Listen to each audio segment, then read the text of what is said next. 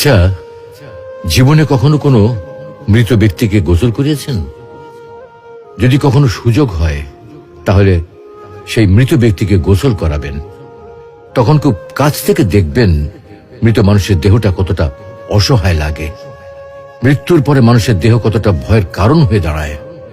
সুযোগ পেলে রাতে লাশটা পাহারা দেবেন, তখন বুঝতে পারবেন প্রিয় মানুষটার লাশ রাতের বেলায় আপনার কাছে কতটা অদ্ভুত লাগে, কতটা ভয়ের কারণ হয়ে ওঠে, কতটা আতঙ্কের কারণ হয়ে যায়।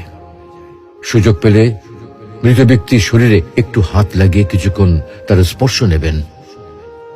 আপনি তখন উপলব্ধির সুযোগ পাবেন এই পৃথিবীতে বিশাল প্রভা প্রতিপত্তি মৃত্যুর পরে কতটা নির্যাতনের রূপ নেয়। সুযোগ পেলে আপনজনদের লাশ কবরে নামাবেন খুব আগ্রহ নিয়ে। শেষবারের মতো মৃতদেহের মুখটি একবার দেখার চেষ্টা করবেন এবং বারবার উপলব্ধি করার চেষ্টা করবেন এই মৃতদের সাথে অনন্তকালের যাত্রার পথে এটাই আপনার জীবনের শেষ দেখা। সুযোগ পেলে মাঝে মধ্যে কবরস্থানে গিয়ে নীরবে কিছুক্ষণ দাঁড়াবেন। এরপর মনে মনে চিন্তা করবেন জীবনের লাভ ক্ষতির হিসাব। এই মৃত মানুষগুলো এই পৃথিবীতে কি করে গেছেন, কাদের রেখে গেছেন। যাদের রেখে গেছেন তারা কি কখনো এই মৃত মানুষগুলোকে স্মরণ করার জন্য কবরস্থানের আশেপাশে একটি বারের জনকে দেখতে আসে?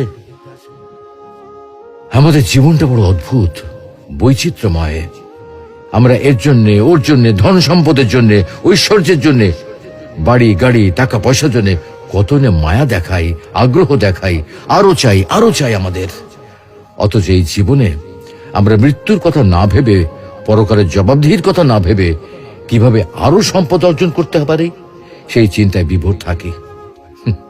হায় রে জীবন, এখনো সময় আছে, ফিরে আসুন মহান রবের দিকে।